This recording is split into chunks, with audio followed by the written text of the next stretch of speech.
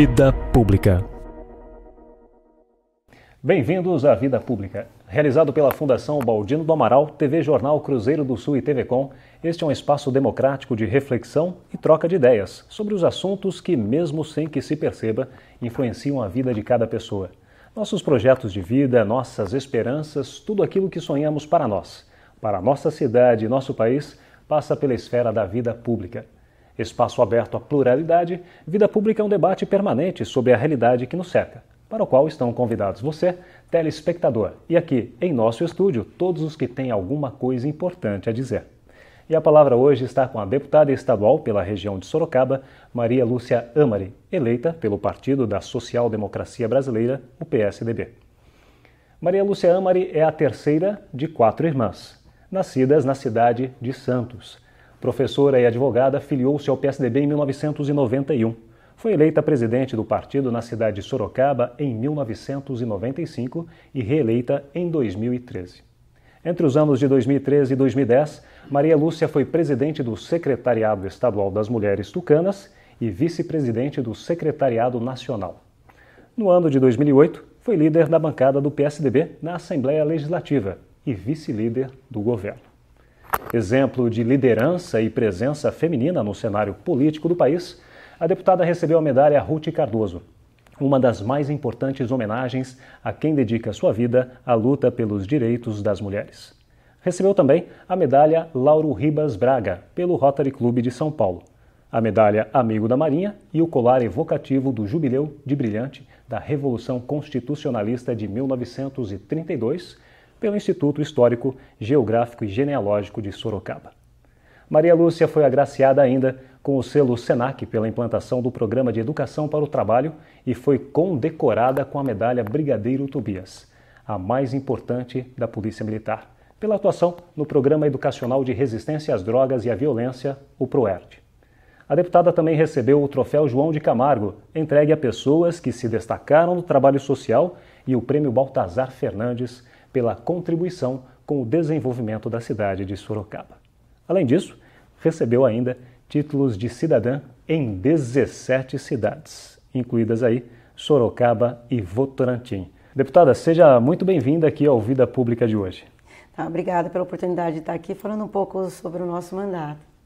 Deputada, como foi a menina Maria Lúcia deixar Santos, deixar lá a Baixada e vir para o Planalto e conhecer Sorocaba?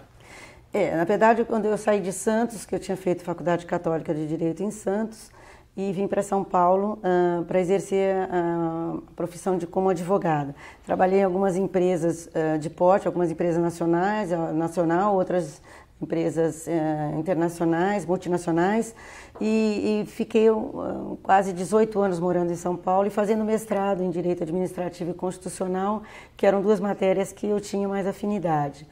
E acabei, uma questão pessoal, em função do meu casamento, eu acabei vindo morar em Sorocaba. E aqui em Sorocaba eu comecei a trabalhar muito mais ligada à minha atividade jurídica como advogada, mas também atrelada à parte social. Comecei a trabalhar no Juizado de Pequenas Causas como voluntária, como conciliadora, durante uns 3, 4 anos. Comecei a trabalhar também no Conselho da Condição Feminina, fazendo um trabalho com as mulheres já naquela altura. Isso foi em 1987 que eu vim para cá, para Sorocaba, portanto há mais de 25 anos, né, que eu estou aqui. Então foi o início de uma atividade diferenciada do que eu fazia em São Paulo, numa carreira como advogada, militante da carreira jurídica. Você já tinha uma militância, né? Uma militância aí na vida pública, né? Esse trabalho que era desenvolvido como advogada, enfim, tinha muito contato com essa questão social. Poderia dizer que o seu pai foi uma inspiração hoje para a vida pública? Meu pai foi e é, né? Porque meu pai é uma pessoa que, assim, eu tenho profunda admiração, porque a minha vida inteira eu lembro que meu pai e minha mãe disputavam quem ia ler primeiro o jornal, quando chegava em casa. Então eram pessoas assim, extremamente bem informadas e preocupadas em se atualizar em termos de notícia. Então eu fui criada assim com essa preocupação de me atualizar com a questão das notícias de jornal, com as questões políticas.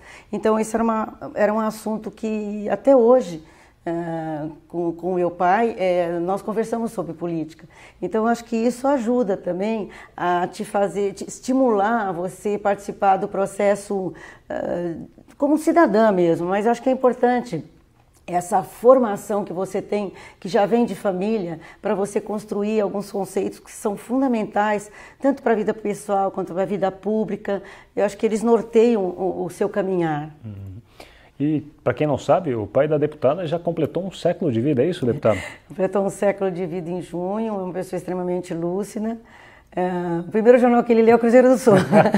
Já se familiarizou com a vida política daqui da cidade.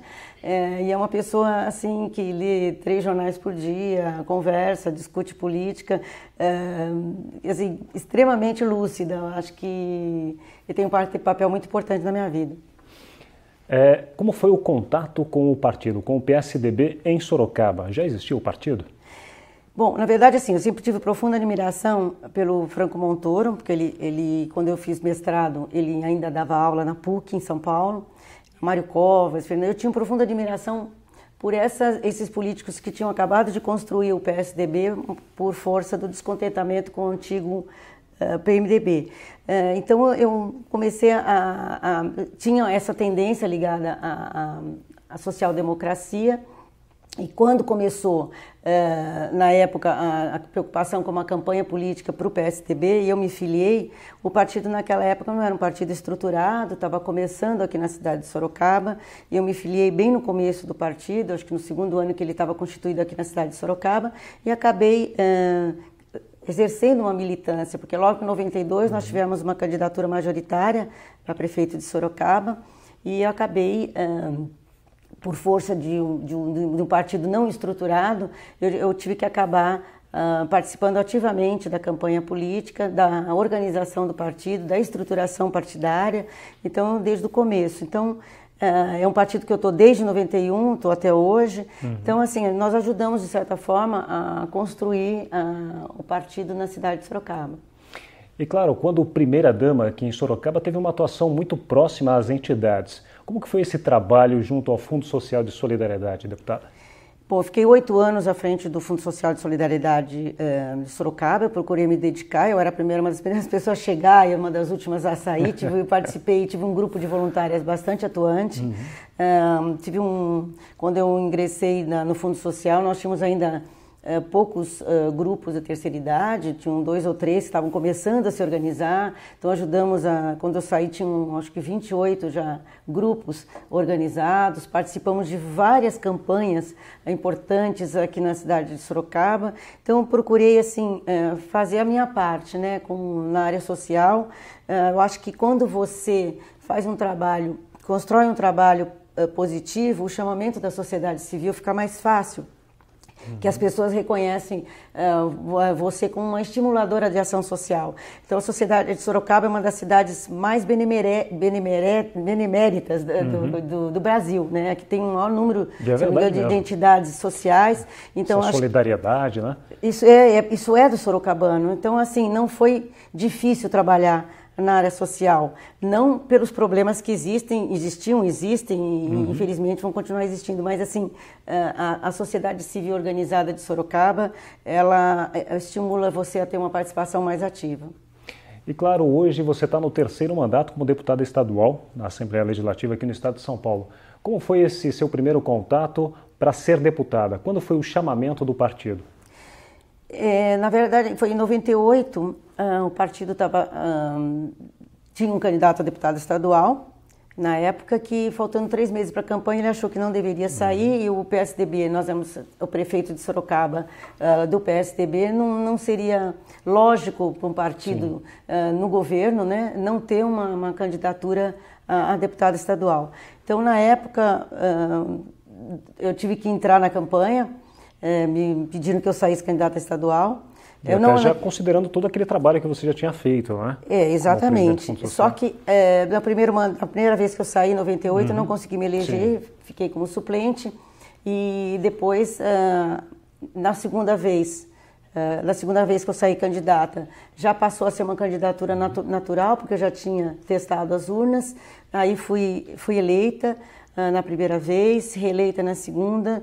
e novamente reeleita no terceiro mandato. Então, fui presidente do partido, acho que, na verdade, no primeiro momento as pessoas, queriam saber exatamente como é que eu seria como parlamentar, porque estava acostumada a me ver no Fundo Social de Solidariedade, né? Então eu costumo dizer que assim, as indicações políticas, elas facilitam o acesso, mas não garante a permanência. Você precisa depois provar que você veio. E eu tenho tentado o tempo todo trabalhar para mostrar para a população que eu estou na política como se fosse uma missão. E quanto estiver nela, vou tentar fazer sempre o melhor possível. O primeiro ano como deputada estadual foi em 2002. 2002. Como foi chegar à Assembleia Legislativa? Qual foi a pessoa Maria Lúcia quando chegou e viu aquele seu mandato e o que você teria de fazer ao longo de todo esse período de tempo? No primeiro momento é meio impactante, né? Porque você se vê no meio de 94 pessoas escolhidas para ficar ali, né?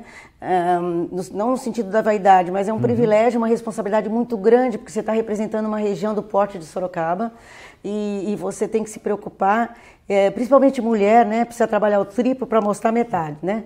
Então, essa é uma luta que... Infelizmente ainda, né? Infelizmente, nós mulheres ainda temos que fazer isso. Nós éramos muito poucas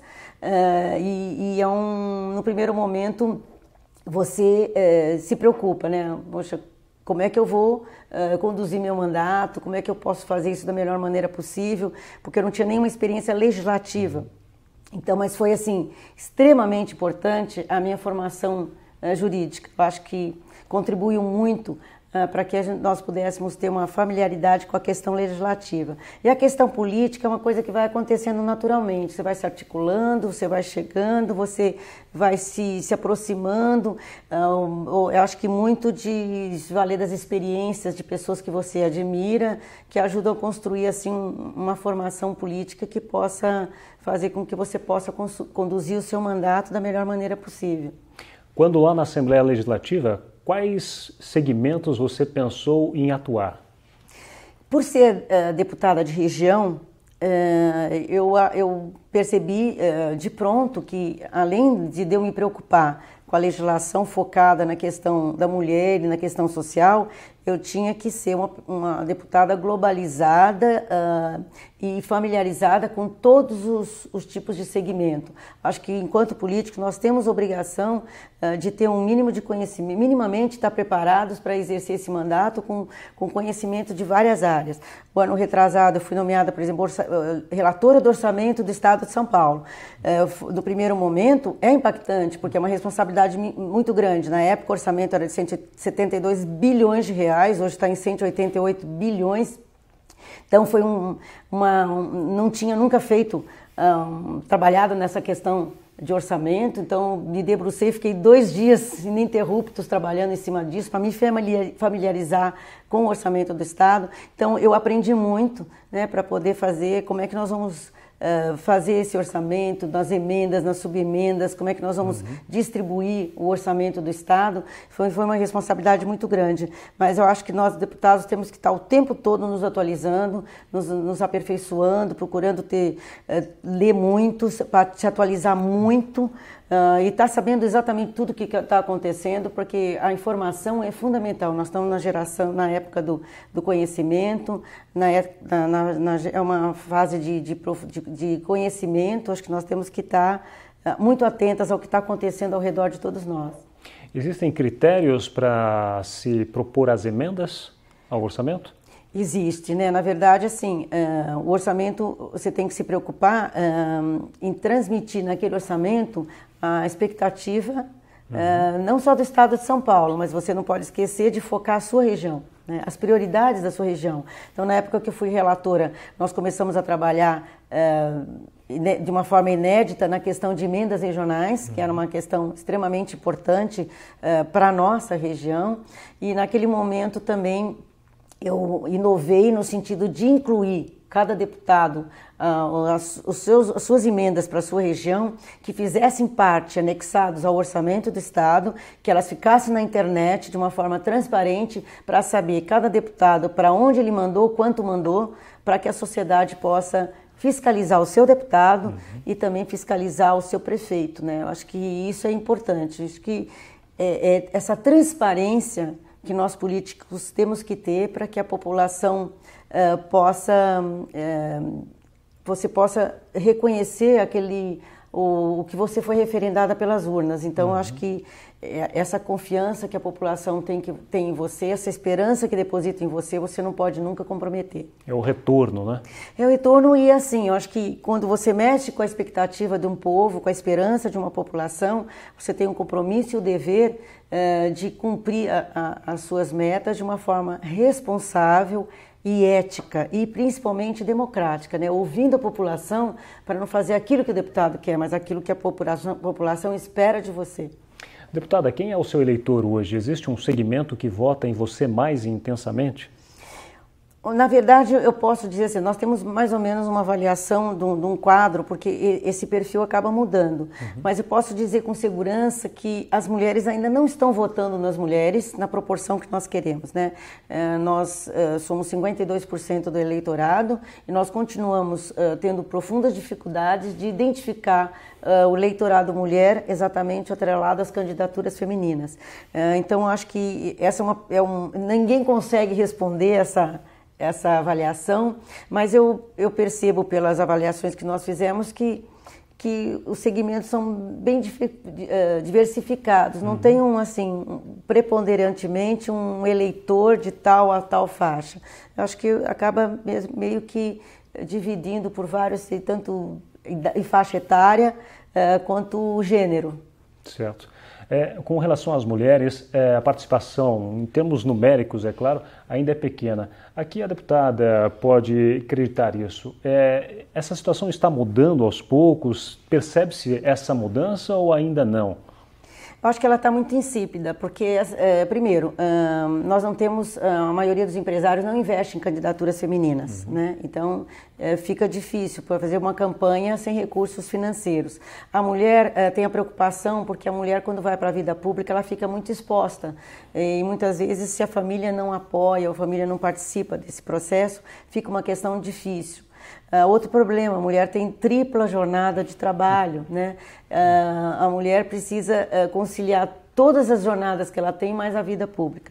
E muitas vezes essa exposição que a mulher fica, muitas vezes acaba constrangendo, acabando inibindo a participação feminina. Os partidos políticos, no geral, são um pouco predatórios em relação às candidaturas femininas, não têm dado o suporte necessário, com raras exceções. Então fica assim, são vários fatores que impedem as mulheres de chegarem lá. E as mulheres também são muito exigentes. Quando elas querem se propor alguma coisa, elas acabam cobrando de si mesmas muito. E muitas vezes elas querem fazer o melhor possível, tem que fazer o melhor discurso, tem que falar o melhor, tem que se destacar em alguma coisa. E muitas vezes a mulher acaba, pela pressão da sociedade, ela acaba se recolhendo. E a gente percebe que, no geral, nas câmaras, no poder legislativo, a tendência do gênero masculino é se impor pela força e a mulher mais pelo diálogo. Deputada, falando sobre essa questão da campanha, qual a opinião da deputada sobre o financiamento público para campanhas? É uma questão difícil, mas eu acho que nós temos que dar transparência nessa questão. Eu acho que a legislação eleitoral precisa ser atualizada, dados de realidades, porque hoje as campanhas são feitas de uma forma pouco transparentes, né? E às vezes privilegiadas em relação a alguns tipos de políticos. Então, nós temos que, eu acho que, abrir esse financiamento em relação ao financiamento de campanhas, tem que ser de uma forma mais organizada, mais equilibrada. Acho que nós precisamos fazer uma profunda reforma eleitoral no nosso país, reforma tributária. Acho que nós precisamos mudar muita coisa, porque o país, nós mudamos, a população mudou, a sociedade mudou e a legislação não acompanhou a realidade dos fatos. Acho que nós estamos, em termos de legislação, muito desatualizados em relação ao que realmente acontece. Quais projetos ou iniciativas a deputada poderia destacar nesse período em que está à frente da Assembleia Legislativa? Olha, na verdade, assim, presidir a Comissão de Constituição e Justiça, particularmente para mim, achei que foi uma experiência, porque eu estou no mandato já pela segunda vez, fui reeleita. Eu acho que é extremamente importante, porque é a comissão mais importante da Assembleia Legislativa, onde passam todos os projetos. Então, acho que até representando Sorocaba lá e como mulher, eu acho que para nós é extremamente importante essa conquista. Eu considero isso uma conquista. Eu acho que todos esses trabalhos que nós fazemos na política, eu acho que é extremamente importante. As frentes parlamentares que eu ingressei, a frente parlamentar de desoneração tributária dos medicamentos, para que reduza o valor do tributo sobre os remédios, para que torne mais acessível à população. A frente parlamentar contra motoristas criminosos. Aliás, queria cumprimentar o Cruzeiro do Sul Jornal, porque está fazendo uma campanha nessa direção extremamente importante por conta dos acidentes que vêm acontecendo. A frente parlamentar também de regularização fundiária, que eu fui eleita agora vice-coordenadora, que vai dar não só sobre o aspecto jurídico, mas sobre o aspecto social extremamente importante para a população que vive à mercê da indecisão, né? Eu acho, e assim, vários projetos que eu acabei ingressando com eles, que foram aprovados na Assembleia Legislativa. E a atividade parlamentar não é só essa, né? Além da representatividade que nós temos, também a luta pelas estradas, né? A SP-264, a duplicação, né? Que vai de Sorocaba. Vocês também fizeram uma campanha pela rádio, né? De duplicação de Sorocaba para Salto de Pirapora, a SP-79. Quer dizer, todas essas ações que fizeram ponte entre as necessidades da região e as secretarias de governo, e o governo do governador Geraldo Alckmin. Então, o trabalho que está sendo feito, nós temos acompanhado também do resgate das ferrovias, né, do trem que vai levar, do trecho Sorocaba-São Paulo. Então, todos, além da atividade parlamentar, quer dizer, de legislar, participar de audiências públicas, de comissões importantes dentro da Assembleia Legislativa. Acho que é importante essa ponte que nós fazemos entre os prefeitos e vereadores e também o governo de São Paulo. As emendas que nós conseguimos esse ano de 6,5 milhões de emendas, sendo 5 milhões para as cidades da nossa região e 1,5 milhão para várias entidades da nossa região. Então, assim, a nossa atividade parlamentar, ela transcende o que muitas vezes a população coloca, não tem a exata medida do trabalho de um parlamentar. Então, assim, são vários eixos, né, onde nós participamos nessa interlocução, sociedade civil, lideranças políticas e o executivo. Deputada, como está o trabalho da Frente Parlamentar sobre o Trânsito? Haverá mudança na legislação? Nós já tivemos uma conquista fruto dessas audiências públicas, que eu ingressei o ano passado com essa Frente Parlamentar. Levamos as reivindicações dessa audiência pública para o Congresso Nacional, a resolução que saiu do CONTRAN no sentido de tolerância zero. Acho que isso já foi uma conquista, porque antes se falava em uma certa dosagem que muda de pessoa para pessoa, então a tolerância é zero, quer dizer, vai dirigir zero de bebida, né? Já que não dá para prever quanto cada um pode beber, né? Exatamente. Fizemos a interlocução também com a Secretaria de Portadores de Deficiência do Estado de São Paulo, no sentido com o DETRAN, para que nessas blitz fosse incluída a participação de portadores de deficiência, fruto desses acidentes, para que isso tivesse um impacto naquelas jovens, assim, aquela blitz nas baladas do Estado de São Paulo, né, quando eles estão ainda lúcidos o suficiente para ouvirem depoimentos importantes, para pelo menos essas blitz foram também organizadas e aperfeiçoadas em função também dessas audiências públicas, porque nós trouxemos experiência extremamente exitosa do Estado do Mato Grosso,